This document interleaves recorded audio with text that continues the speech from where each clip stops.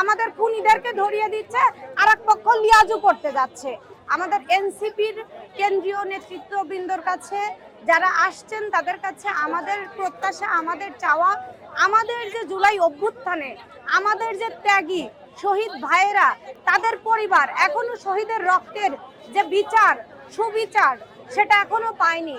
এমনকি যে নিষিদ্ধ দলগুলো আজকে প্রকাশ্যে মিটিং মিছিল করতে পারছে, তাদের আজকের যে এই প্রকাশ্যে আসা, এই যে লুকিয়ে বেড়ানো দলগুলো আজকে এত গলাবাজি করছে, এত কথা বলছে, এরা আজ পর্যন্ত জুলাই শহীদদের নিয়ে আজ পর্যন্ত বড় পরিসরে বড় কিছু করা দেখিনি। বরং তাদের সাথে বৈষম্যের ব্যানারের যে ছাত্র আন্দোলন ছিল, সেই ছাত্র আন্দোলনের সাথে বৈষম্যের ব্যানারের সাথে তাদের সবসময় সাংঘর্ষিক চিন্তা ভাবনা দেখছি।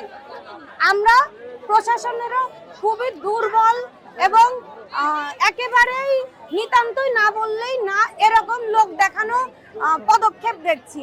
এক পক্ষ আমাদের খুনিদেরকে ধরিয়ে দিচ্ছে, আর এক পক্ষ লিয়াজু করতে যাচ্ছে। আসলে নাম প্রকাশ করা যাবে না, কিন্তু এটা ওপেন সত্য পাবনাতে যে কেউ বা খুনিদের ধরানোর প্রচেষ্টায় আছে, আর আরেক পক্ষ যাচ্ছে লিয়াজু করতে সেই খুনিদের ছাড়াতে। তাহলে এই যে আমাদের শহীদ পরিবাররা, এরা যে আসলে সুবিচার পাবে তার গ্যারান্টি কি? এই যে বাঘা বাঘা আওয়ামী সন্ত্রাসীদের বিরুদ্ধে যারা বাদী হয়েছে তাদের নিরাপত্তা কি? তাদের বাড়িতে গিয়ে ভাঙচুর করছে, অন্যান্য রাজনৈতিক দলের কার্যক্রম কি, এখানে ভূমিকা কি?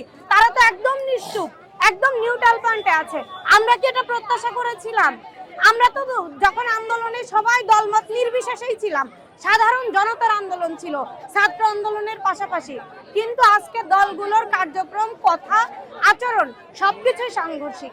এই জন্য আমাদের চাওয়া, এই জুলাই অভ্যুত্থানের যে দল, আমাদের যে এনসিপি, আমাদের যে ভাই, আমাদের যে ভ্রাতৃত্ব, এটার প্রতি সম্মান রেখে শহীদের রক্ত, আহতদের রক্ত, পরিবারদের এই যে আত্মত্যাগ, এই যে স্বজন হারা যে কষ্ট, এই কষ্টগুলোর সুবিচার, স্বচ্ছতা, জবাবদিহিতা এবং সবকিছু মিলিয়ে জনগণের কাছে একটা স্বচ্ছ রাজনীতির প্রত্যাশা এবং আমাদের এনসিপির নেতাকর্মীদের কাছে গণসংযোগটা জনগণের সাথে একদম মাঠ পর্যায় থেকে তাদের মতামত, সেটাকে বাস্তবায়ন, সেটাকে সুদূর পরিদর্শী যে পরিকল্পনাগুলো আছে সেগুলো জনগণের সাথে জনবৈঠক করে সেগুলো বাস্তবায়ন করা, এবং সর্বপ্রথম এবং সর্বশেষ যেটা আমাদের আহত ভাইদের যারা 2 নম্বরে কারের পিছনে নাম্বার দিয়ে আছে অপব্যবহার জানি না হয়। আমরা হিসাব বুঝে নিতে চাই, আমরা হিসাব বুঝে নিতে চাই, আমরা আমাদের ভাইয়ের এই জন্য এনসিপির কাছে প্রবলেম হচ্ছে, যারা দেখতে আছে আগামী দিনের বাংলাদেশের স্বপ্ন দেখে আমরা এনসিপির 1 নম্বর দেখতে যারা আছো, 1 নম্বর দেখতে যারা আছো, আমি অনুরোধ করব তোমরা